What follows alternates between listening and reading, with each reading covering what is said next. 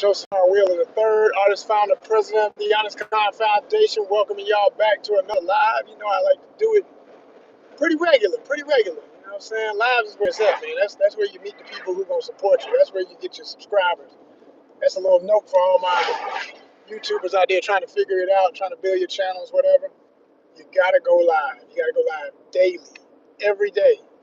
Every day, and multiple times a day if you can afford to, because different times a day is different audiences. Sometimes some of the same people, but mostly you catching people at different times of day. Everybody don't take a lunch break the same time of day. Everybody in the world ain't awake at the same time of the day. You know, on the other half of the world, all my people's out there in Asia, they're asleep right now mostly. You know, nighttime. And then there's people who have night jobs and they're in Asia. So they might be watching me during the day over here in America, in the US of A, in Atlanta, Georgia. You know what I'm saying? ATL, what they do, you know? So, yeah. You got to think about it like that. You got to realize anytime you go live, it's live. The whole world could be watching at any given time. So, yeah, it's vibing just like that.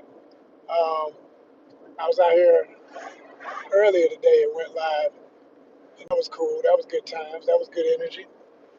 A couple of people came in, put up some love on the side. I always love to see the little emojis going up. That's always cool, you know.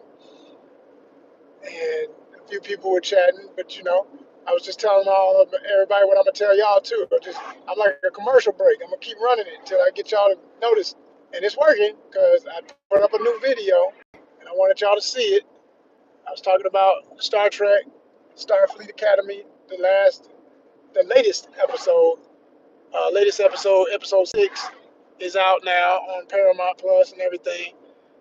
And I'm lucky to have that because of the work I'm doing right now. You know what I'm saying? Doing this courier thing, I get like as long as I do enough rides in a month or whatever, they give you Paramount Plus free. So I was like, give me some kind of benefit since you ain't paying what it's worth to be out here running up your gas like I do, you know. But you know, because you can barely still get by, really can't, but still do it, just trying to get it, you know. Don't get me started. I ain't gonna even talk about that stuff. All my blue collar workers, all my people who are artists, especially who do stuff as side gigs, y'all feel me. Y'all feel me to the fullest right now. You know what I'm saying? I always say, artists are the only folk, especially in America. We gotta wear so many hats to get to the crowns we were meant to wear. Remember who said it? That's my quote, Joseph R. Wheeler III. Please believe it. Okay? Please believe it. We live it, y'all. We live it. Art life. So anyway, yeah, I did this review as I always do of favorite shows and movies and things. And yeah, that was a good one. That was a good one. I'm really proud of that review because I was proud of that episode. I feel like they could redeem everything if, you know, people who are on the fence might not really know if they like it or not. Watch episode 6. I guarantee you're gonna appreciate that one. That's a good episode. That's a good one. That's a good one. It was solid. I was making a comment earlier. I said, you know, I always say the writers' rooms are in effect on every show and every movie you see. It's never one writer. I don't care who gets the credit, you know, from the writer, such and such and blah blah blah, from producer, so and so and such and such. Yeah, those are the biggest folk. There's like in film business, you got executive producer, assistant executive producer, line producer. You have like 10 different types of producer, you know, and there's so many. And then you have like with the writers, you got the writer, you know, the showrunner.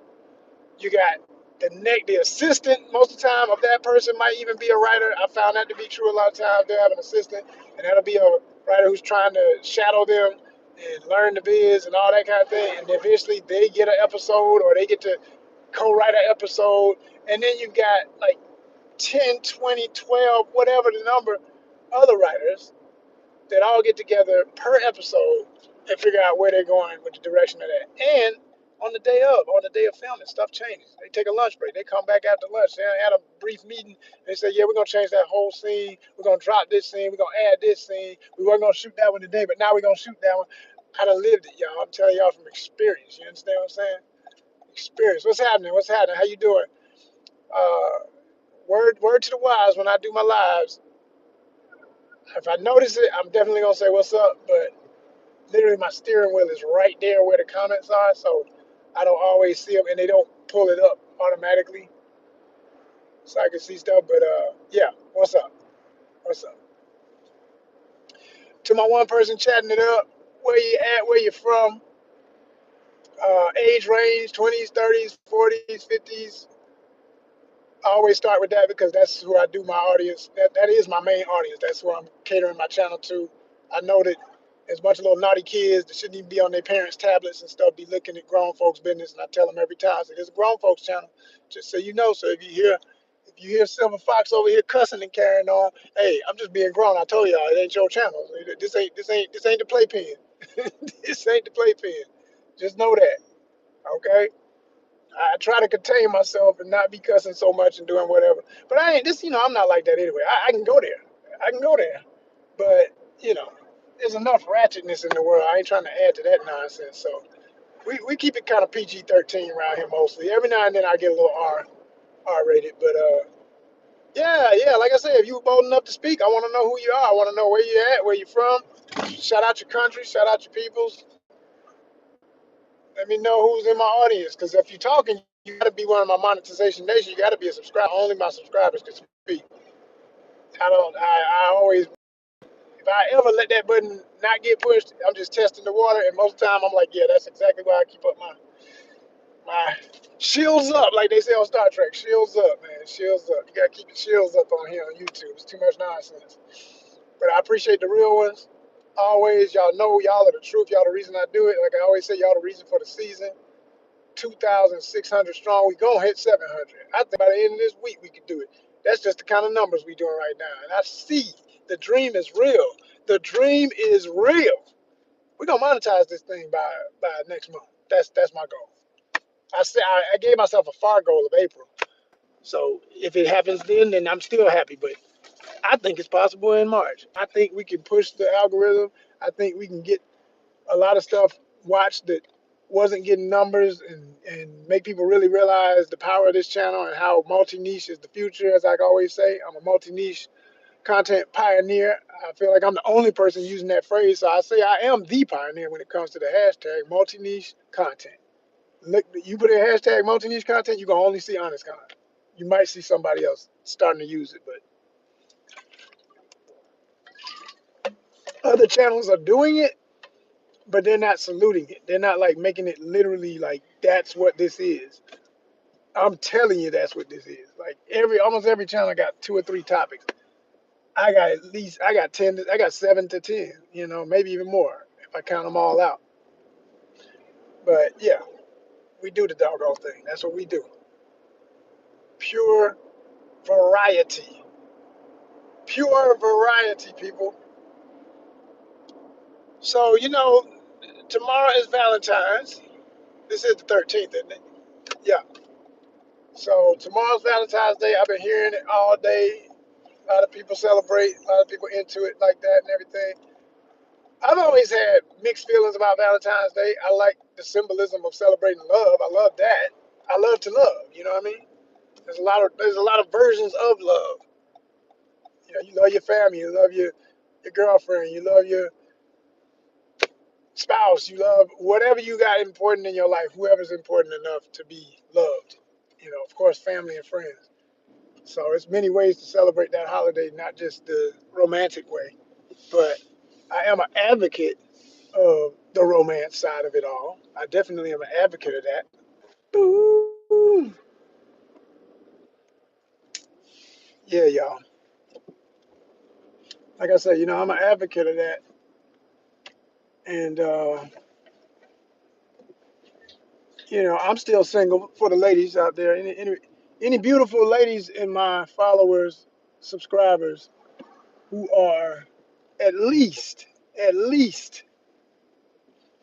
25. Why do I say 25? Because for one thing, Silver Fox still pulling from there up. You know what I'm saying? And even younger, they be looking, but I always jokingly say, and halfway seriously say, 21 is just because somebody told you grown, you ain't grown. 22, you still ain't grown. But if you flirt, I might flirt back for fun. 23, we can have a long conversation. 24, So when's your birthday? 25, you all the way live. You know what I'm saying? Because it's like that's when the brain is supposedly the frontal lobe between 25 and 27. That's the scientific. They say between 25 and 27, that's when the frontal lobe closes. So supposedly that's when your brain has developed enough that you know what you're doing.